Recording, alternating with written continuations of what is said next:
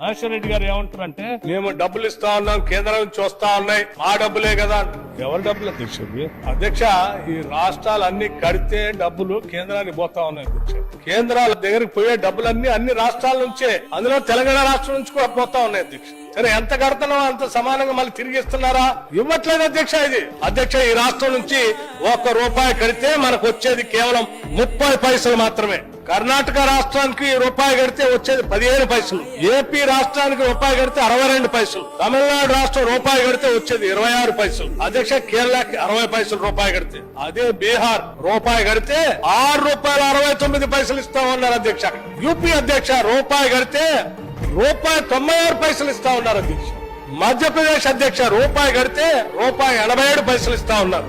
రాజస్థాన్ అధ్యక్ష, రూపాయి కడితే ₹1.19 ఇస్తా ఉన్నారు. ఏం పాపం చేసింది అధ్యక్ష తెలంగాణ? తెలంగాణ ఏం పాపం చేసింది? తెలంగాణ ఈ రాష్ట్రంలో అంతర్భాగం కాదా అధ్యక్ష? తెలంగాణ గాని, ఆంధ్రప్రదేశ్ గాని, కర్ణాటక గాని, తమిళనాడు గాని, కేరళ గాని వీళ్ళు కట్టినటువంటి వాటికి డబ్బులు రావాలి కదా అధ్యక్ష. మేము డబ్బులు కడతా ఉంటే మీరు డబ్బులు తీసుకొని పోతా ఉంటే అవి అక్కడెక్కడ ఇచ్చుకుంటూ ఇంకా మళ్ళీ ఈ తెలంగాణ మీద స్వారీ చేయడం కోసం మీరు ప్రయత్నం చేస్తా ఉంటారు. ఇదెక్కడ న్యాయం అధ్యక్ష? మహేశ్వర్ రెడ్డి గారు, మీరు చీటింగ్ బడ్జెట్ అన్నారే, మేము చెప్పింది కాదు అధ్యక్ష.